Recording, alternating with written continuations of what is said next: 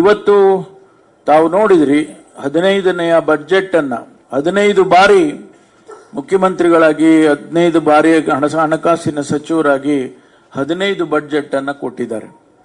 ಆದರೆ ವಿಶೇಷತೆ ಏನು ಅಂದ್ರೆ, ಈ ಬಾರಿಯ ವಿಶೇಷತೆ ಏನು ಅಂತ ಹೇಳಿದ್ರೆ, ಕಡಿಮೆ ಹಣದಲ್ಲಿ ಮ್ಯಾಜಿಕ್ ಮಾಡಬೇಕು.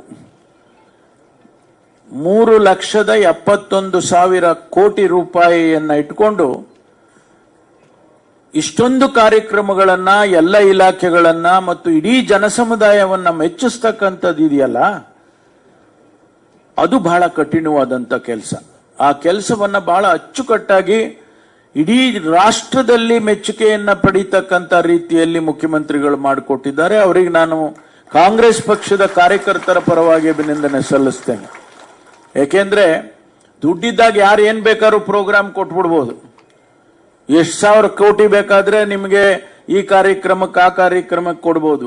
ಆದ್ರೆ ಹಣಕಾಸಿನ ಕಷ್ಟದ ಪರಿಸ್ಥಿತಿ ಇರುವಾಗ, ಕೇಂದ್ರ ಸರ್ಕಾರ ನಮಗೆ ಕೈ ಹಿಡಿದೇ ಇದ್ದಂತ ಸಂದರ್ಭದಲ್ಲಿ ಇಡೀ ಕಾರ್ಯಕ್ರಮಗಳನ್ನ ನಾವು ಪ್ರಣಾಳಿಕೆಯಲ್ಲಿ ಅನೇಕ ಯೋಜನೆಗಳನ್ನ, ಕಾರ್ಯಕ್ರಮಗಳನ್ನ ಹೇಳ್ಬಿಟ್ಟಿದ್ದೇವೆ.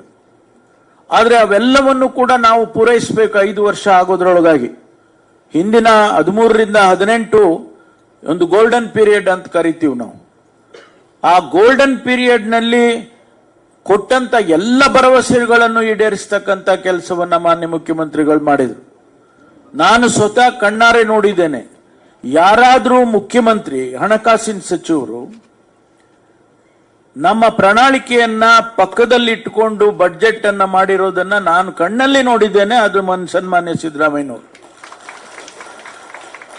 ನಾವು ಏನು ಭರವಸೆ ಕೊಟ್ಟಿದ್ದೀವಿ ಜನಗಳಿಗೆ, ಆ ಭರವಸೆಯನ್ನ ನಾನು ಬಜೆಟ್ ಮಾಡುವಾಗ ಅದನ್ನ ನಾನು ಮಂಡಿಸಬೇಕು, ಆ ಕಾರ್ಯಕ್ರಮಗಳನ್ನ ಕೊಡಬೇಕು ಜನಕ್ಕೆ. ನಾನು ಮಾತು ಕೊಟ್ಟಿದ್ದೇನೆ ಅಂತಕ್ಕಂಥ ಮಾತು ಮಾನ್ಯ ಮುಖ್ಯಮಂತ್ರಿಗಳು ಇವತ್ತು ಮಾಡಿದ್ದಾರೆ. ಅನೇಕ ಭರವಸೆಗಳನ್ನು ಈಗಾಗಲೇ ನನಗನ್ಸುತ್ತೆ 100ಕ್ಕೂ ಹೆಚ್ಚು ಭರವಸೆಗಳು ಈಗಾಗಲೇ ನಮ್ಮ ಪ್ರಣಾಳಿಕೆಯಲ್ಲಿ ಇರ್ತಕ್ಕಂಥದ್ದು.